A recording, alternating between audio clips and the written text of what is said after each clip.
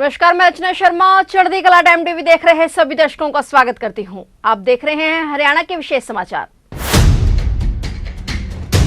मुख्यमंत्री मनोहर लाल ने बताया कि राज्य के राजकीय मॉडल संस्कृति प्राथमिक विद्यालयों के 7,400 क्लासरूम में से 4,035 स्मार्ट क्लासरूम बन चुके हैं। बकाया क्लासरूम्स को इस वर्ष स्मार्ट क्लासरूम में बदला जाएगा। मुख्यमंत्री मनोहर लाल ने ये शब्द विशेष चर्चा कार्यक्रम के दौरान ऑनलाइन माध्यम से राजकीय मॉडल संस्कृति प्राथमिक विद्यालयों में पढ़ने वाले विद्यार्थियों के अभिभावकों से चर्चा के दौरान कहे। उन्होंने बताया कि हर विद्यार्थी की सीखने की क्षमता को ध्यान में रखते हुए इन विद्यालयों में शिक्षण के लिए नई तकनीकों का उपयोग किया जा रहा है। इन विद्यालयों की दीवारों को ऐसे सजाया गया है जिससे दीवारों पर शिक्षण सामग्री पेंट करवाकर शैक्षणिक वातावरण का निर्माण हुआ है। इससे विद्यार्थी देखकर, पढ़कर और पेंसिल के माध्यम से सीख सकते हैं। पूरे भवन को ही सहायक सामग्री में बदल दिया गया है। उन्होंने बताया कि नई शिक्षा नीति के तहत हम प्रदेश में ऐसे शिक्षण संस्थान तैयार कर रहे हैं जिनमें नन्हे बच्चे की केजी कक्षा से युवा विद्यार्थी की पीजी कक्षा तक की शिक्षा प्रदान की जाएगी। इस प्रकार एक ही छत के नीचे संपूर्ण शिक्षा मिलेगी। प्रदेश में 4 विश्वविद्यालयों भगत फूल सिंह कन्या विश्वविद्यालय, खानपुर कला कुरुक्षेत्र विश्वविद्यालय, कुरुक्षेत्र चौधरी चरण सिंह हरियाणा कृषि विश्वविद्यालय,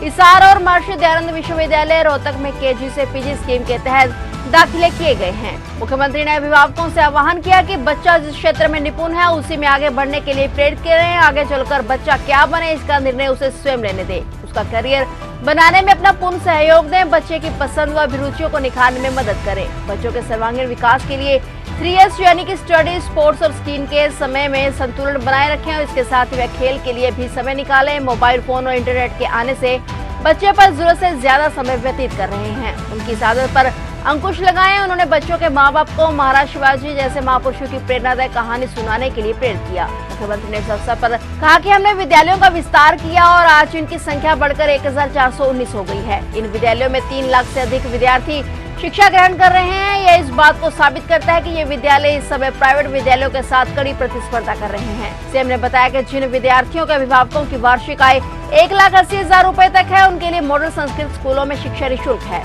सीएम ने यह भी कहा कि प्रधानमंत्री नरेंद्र मोदी का कथन है कि विद्यालयों में किताबी ज्ञान के साथ साथ संस्कार युक्त नैतिक शिक्षा ही राष्ट्र निर्माण का मुख्य आधार है। उनकी इसी सोच को आगे बढ़ाते हुए हरियाणा सरकार ने राज्य में राजकीय मॉडल संस्कृति स्कूलों की स्थापना की है। उन्हें अभिभावकों से अपील की कि वे प्रण लें कि वे अपने बच्चों को भरपूर प्यार, देखभाल और वर्तमान समय की जरूरत के अनुसार शिक्षा दिलवाएंगे। इसके लिए सरकार हर कदम पर उनके साथ खड़ी है। हरियाणा वासी भाइयों बहनों, आज मैं जिन बंधुओं से बातचीत करने के लिए कार्यक्रम में आया हूं, आप सब हैं मॉडल संस्कृति स्कूल जहां आपके बच्चे पढ़ते हैं, उनके आप हैं सब अभिभावक। आप सब सौभाग्यशाली हैं कि बच्चों को इस प्रकार से और पढ़ाई का एक अवसर मिला है। वैसे तो हरियाणा में हमारे लगभग 14,000 स्कूल हैं और सब मिलाकर 24 लाख विद्यार्थी उसमें अपनी पढ़ाई करते हैं। जब हमने सत्ता को संभाला उस समय पढ़ाई के कई प्रकार के अनुभव ये हमारे ध्यान में आते थे। कई अन्य प्रकार स्कूलों के बने हुए थे और पढ़ाई का भी स्तर काफी अलग अलग था। ग्रामीण क्षेत्रों की पढ़ाई सामान्यतया बहुत पिछड़ी हुई थी, लेकिन हमने उस सब में एक रैशनलाइजेशन का सिस्टम बना करके ताकि सभी स्कूलों में अध्यापक जितने हैं उनको एक अनुसार एक अनुपात के अंदर सब में भेजा जाए, बच्चों की संख्या के हिसाब से उनको रखा जाए। अध्यापकों की जो कठिनाइयां हैं उनको ध्यान किया तो जो ट्रांसफर सिस्टम से हमारे अध्यापक ये बहुत परेशान रहते थे। हमने सबसे पहले अध्यापकों के लिए एक ऑनलाइन ट्रांसफर पॉलिसी ये बनाई और मुझे ध्यान है उस पहले वर्ष में जब इसको लागू किया गया तो 93% अध्यापक वो अपनी चॉइस का, अपना जो उनका चुनाव था उसका पहला दूसरा स्थान वो प्राप्त कर सके। और अध्यापकों की संतुष्टि ही वास्तव में उनको अच्छी शिक्षा देने के लिए ये प्रेरित करती है। तो निश्चित रूप से इस सारी व्यवस्था को देखते हुए हमें ध्यान में आया कि माता पिता भी स्कूल की शिक्षा में थोड़ा सुधार की आवश्यकता महसूस करते थे कि हमारे बच्चों को पढ़ाई जो है वो इंग्लिश मीडियम में कराई जाए, हमारे बच्चे सीबीएसई स्कूल के साथ जुड़ करके पढ़ें। लेकिन सरकारी स्कूलों का सीबीएसई के साथ कोई व्यवस्था नहीं थी, तो हमने एक और कैटेगरी उस समय जो बनाई 2017 में राजकीय मॉडल संस्कृति स्कूल, ये एक व्यवस्था शुरू की गई थी। प्रारंभ में तो मात्र 1 दिन के लिए बैग फ्री स्कूल इस प्रकार की कल्पना रखी गई और सभी जो ब्लॉक्स 118 ब्लॉक उस समय थे, हर एक ब्लॉक में एक विद्यालय, एक स्कूल इस प्रकार का बनाया गया। लेकिन आगे चल करके इसमें और कई प्रकार के सुधार किए ताकि उसमें अलग प्रकार के अध्यापकों का स्तर अच्छा स्तर हो और विद्यालयों के अंदर उनके स्मार्ट क्लासरूम हो, उनमें पाठ्यक्रम के लिए भी विशेष ध्यान दिया गया, इंग्लिश की पढ़ाई जरा अच्छी कराई जाए। तो ऐसे संस्कृति मॉडल स्कूल ये 1419 संख्या इसकी बनाई गई और कंपैरेटिवली इनकी पढ़ाई का स्तर बाकी स्कूलों से थोड़ा अलग रखा गया। योजना में यही था कि आखिर कुछ स्कूल ऐसे होते हैं जिनके अभिभावकों को हम थोड़ा अगर कहेंगे तो निश्चित रूप से अच्छी पढ़ाई के बदले उनसे कुछ फीस भी चार्ज की जा सकती है, क्योंकि आपको ध्यान में है कि स्कूल की जो विद्यार्थियों का जो बजट है, स्कूली शिक्षा का बजट आज लगभग 17,000 करोड़ रुपया और ये स्कूली शिक्षा का बजट है। इस बजट के आधार के ऊपर हमारे जो विद्यार्थियों को जितना लाभ होना चाहिए उतना कई बार हमें ही लगता है कि उतना लाभ नहीं है। तो इसको लाभकारी कैसे बनाया जाए, इसमें कुछ जिम्मेवारियां स्कूल मैनेजमेंट कमेटी के ऊपर डाली जाए, कुछ जिम्मेवारी अभिभावकों के ऊपर डाली जाए, कुछ विद्यार्थियों को चयन करके अच्छे विद्यार्थियों को कैसे आगे बढ़ाया जा सकता है, इस प्रकार से उन सबको आगे बढ़ाने के लिए और हमने ये जो संस्कृति मॉडल स्कूल की कल्पना की थी। पहले संस्कृति मॉडल स्कूल जो सीनियर सेकेंडरी स्कूल थे, इसके बाद प्राइमरी स्कूल संस्कृति मॉडल स्कूल की भी कल्पना की गई है और ऐसे प्राइमरी स्कूल जो हैं उनकी भी संख्या 500 से ऊपर ये हो चुकी है। इनमें अध्यापकों के अलग से प्रशिक्षण भी होता है और इस प्रकार से पढ़ाई का पूरा ध्यान रखा जाता है। आपके सब बच्चे उन्हीं स्कूलों में पढ़ते हैं और हाँ, 1,80,000 रुपए से ऊपर की इनकम के जो परिवार हैं उनको ये भी कहा जाता है कि थोड़ा खर्च बच्चों के ऊपर अगर इन स्कूलों के माध्यम से भी करेंगे तो स्कूलों को भी लाभ होगा, बच्चे को भी थोड़ा उसकी मानसिकता ठीक रहेगी कि हर चीज मुझे मुफ्त में नहीं मिलती है। एक धारणा समाज में है कि जो मुफ्त में मिलता है वो अच्छा नहीं होता है, वो कमजोर कम होता है, वो एक प्रकार से खराब होता है, लेकिन जो पैसा भर के लिया जाता है शायद उसकी गुणवत्ता ज्यादा होती है। धारणा में कोई दम नहीं है, लेकिन फिर भी जो एक धारणा है उस अनुसार सरकारी स्कूल भी अच्छे स्कूल हैं, उनके अंदर अगर थोड़ी फीस रख के पढ़ाएंगे। आज इनकी डिमांड बढ़ी है, कोई माता पिता ऐसा नहीं कहता कि आपने 700 रुपया, 900 रुपया, 1100 रुपया जो फीस रखी है ये कोई ज्यादा फीस है, बहुत सामान्य है। हमारे जो प्राइवेट स्कूल हैं इनके अंदर तो बहुत बड़ी फीस है। एक परिवार का, सामान्य परिवार का बालक उसमें पढ़ाई करने जा भी नहीं सकता है, गरीब विद्यार्थी की तो बात ही छोड़ दें। लेकिन हमने इन सबको एक अवसर देने के लिए कि गरीब विद्यार्थी की इसमें फीस नहीं ली जाएगी और ऐसे इन जो स्कूलों की संख्या ये हमने इसमें बढ़ानी शुरू की है। तो 1419 जो है हमारे ये संख्या जो है बढ़कर के प्राइमरी स्कूलों की हुई है, तो एक अच्छी संख्या। इसमें और आगे बढ़ाने के लिए भी हमने विभाग को जो है ये निर्देश दिए हैं। एक योजना और कि जहां हमारा संस्कृति मॉडल स्कूल नहीं है, ऐसे स्थानों पर प्राइवेट स्कूल जो अच्छे हैं और एक गरीब परिवार का अगर विद्यार्थी उसमें भी पढ़ना चाहता है, उसके लिए हमने चिराग योजना ये चलाई है कि दूसरी कक्षा से लेकर 12वीं कक्षा तक उन प्राइवेट स्कूलों को और फीस का अगर प्रबंध सरकार करती है तो वो बच्चे वहां जा सकते हैं, ऐसे हजारों की संख्या में, और बच्चे इन स्कूलों में भी जाना शुरू किए हैं ताकि गरीब परिवार का बच्चा भी जहां पढ़ना चाहे वहां पढ़ सकता है। अभी जैसे नई राष्ट्रीय शिक्षा नीति ये अपनी शुरू हुई है।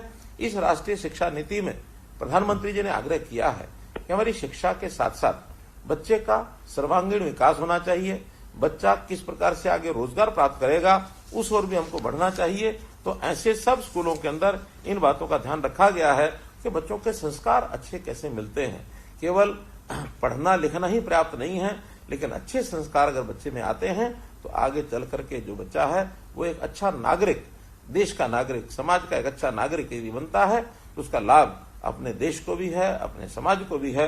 तो अच्छा नागरिक कैसे बनाया जाए, इसके अंदर निश्चित रूप से कैसी उसने पढ़ाई की है, किस प्रकार से पढ़ाई की है। वरना एक समय था रटना रटाना ये पढ़ाई का एक भाग होता था। आज केवल किताबों से नहीं, रटे रटाए वाक्यों से नहीं, बल्कि बच्चा खेल करके भी सीखता है, बच्चा कुछ देख करके भी सीखता है, बच्चा सुन करके भी सीखता है, बच्चा कुछ काम करके ये भी सीखता है। तो ऐसी शिक्षा की पद्धति को बदलने का जो एक सिस्टम शुरू किया है ताकि बच्चों में एक भावना, अच्छी भावना आए, बच्चों के अंदर राष्ट्र प्रेम की भावना आए, बच्चों में बड़ों का आदर मान सम्मान करने की भावना आए, उनमें सेवा का भाव कैसे आए, स्वच्छता का भाव कैसे आए, अपने चारों तरफ का जो वातावरण है ऐसा कैसे वो अच्छा बने, और किस प्रकार से ऐसी जो हमारी समस्याएं हैं, सामाजिक समस्याएं, उनकी ओर बच्चों का ध्यान यदि प्रारंभ में भी जाता है तो निश्चित रूप से उनका एक कंसर्न, उनका एक लगाव ऐसी चीजों से अगर हम रखेंगे तो निश्चित रूप से इन चीजों को ठीक करने के लिए आगे आएंगे। तो ऐसी भावी पीढ़ी की चिंता करते हुए इन संस्कृति मॉडल स्कूलों का और एक प्रकार से एक अपना प्रयोग है। इन स्कूलों में हमने आधुनिक शिक्षा के नाते से बहुत से कमरे, इनको स्मार्ट क्लासरूम्स ये भी हमने बनाया है। लगभग इस समय 4035 हमारे क्लासरूम ये स्मार्ट क्लासरूम्स हैं और अन्य जो बचे हुए क्लासरूम्स हैं इनको भी बहुत जल्दी हम स्मार्ट क्लासरूम ये बनाने जा रहे हैं।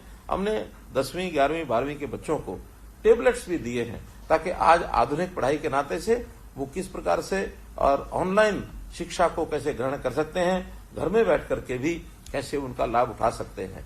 अध्यापक जो है वो हमारा एक प्रकार से शिक्षा में निश्चित रूप से उसका एक दायित्व होता है कि अपने बच्चों को शिक्षा अच्छी दे। अध्यापक अच्छा करते भी हैं, लेकिन वहीं पर हम चूंकि उन बच्चों के माता पिता के नाते से विचार करें, हमारा भी उतना ही दायित्व है, उससे कम नहीं है बल्कि उससे ज्यादा ही है, क्योंकि बच्चा ज्यादा समय घर पर रहता है और घर पर भी अगर उसको कहीं ना कहीं शिक्षा की ओर प्रेरित अगर हम नहीं करेंगे तो शिक्षा की ओर आगे नहीं बढ़ेगा। तो इसलिए माता पिता का जो दायित्व है उसके नाते से हम हमेशा बच्चों के साथ अच्छा व्यवहार करें, हम बच्चों की हमेशा सुने, उनकी कोई समस्या होती है उन समस्याओं को प्यार से हल करें, डांट डपट न करें। निश्चित रूप से बच्चे के मन के ऊपर एक असर जाता है कि हमारे माता पिता जैसा व्यवहार करते हैं वैसा ही व्यवहार बच्चा भी करता है। कई बार पढ़ाई के अंदर बच्चे का जो ध्यान होता है वो कम होता है, हम उसको डांटते हैं। बच्चे को पढ़ाई का तरीका ठीक से ज्ञान कराया जाए तो पढ़ेगा। हाँ, कई बार खेल खेल में भी बच्चा जो पढ़ता है उसको खेल के माध्यम से भी पढ़ना चाहिए। कभी कभी वो आदतें उसकी प्रारंभ में बचपन में कुछ बिगड़ने लग जाते हैं, मानो जैसे मोबाइल फोन है, इंटरनेट है, इसका दुरुपयोग करना शुरू करता है। ऐसी चीजों की पाबंदी जरूर रखनी चाहिए, लेकिन जिन चीजों से सीखता है उसके लिए हमको लगाना चाहिए। हमने हर एक विद्यालय की एसएमसी को ये कहा कि वहां पर छोटी छोटी चीजों की व्यवस्थाएं, उसका एक बजट बनाइए, वो वीडियो के माध्यम से आप सरकार को भेजिए, उसके ऊपर 2 लाख, 5 लाख, 10 लाख, 20 लाख, 25 लाख वहां तक खर्च अपने आप करिए। एक सीमा 25 लाख तक किस लिए की है कि अनाप शनाप बिल न बना दें, ताकि हम सब जो एसएमसीज के लोग हैं, जिसमें अभिभावक भी हैं, सब मिलकर के उस विद्यालय की व्यवस्थाएं, मानो विद्यालय को रास्ता वो ठीक जाता कि नहीं जाता है, पक्का है कि नहीं है, उस विद्यालय में पानी पीने का इसकी व्यवस्था है कि नहीं है, शौचालयों की व्यवस्था ठीक है कि नहीं है, वहां स्वच्छता सफाई होती है कि नहीं होती है, वहां की चारदीवारी बनी है कि नहीं बनी है, वहां रंग रोगन हुआ है कि नहीं हुआ है, वहां की बिजली लाइट ठीक है कि नहीं है। ऐसी सामान्य जो इंफ्रास्ट्रक्चर की व्यवस्थाएं हैं, डुअल डेस्क बच्चे जिस पर बैठते हैं, बेंच डेस्क, इसकी व्यवस्था वहां है कि नहीं है। ऐसी सब चीजों को करने के लिए हमारे विद्यालय के जो स्कूल प्रबंध समितियां हैं वो अच्छा काम करेंगी, वातावरण अच्छा होगा, शिक्षा में सहायक होंगे। ये तो इस प्रकार का काम आप कर ही रहे होंगे, नहीं तो आज ही अपने विद्यालय की व्यवस्थाओं को आप संभालिए, इसमें अच्छे काम करिए और बच्चों की पढ़ाई को उनको आगे बढ़ने के लिए प्रेरित करिए। फिलहाल हरियाणा के विशेष समाचारों में इतना ही, और नए समाचारों के साथ फिर से हाजिर होंगे। तब तक के लिए देखते रहिए चढ़ती कला टाइम टीवी, और अब मुझे दीजिए इजाजत। धन्यवाद।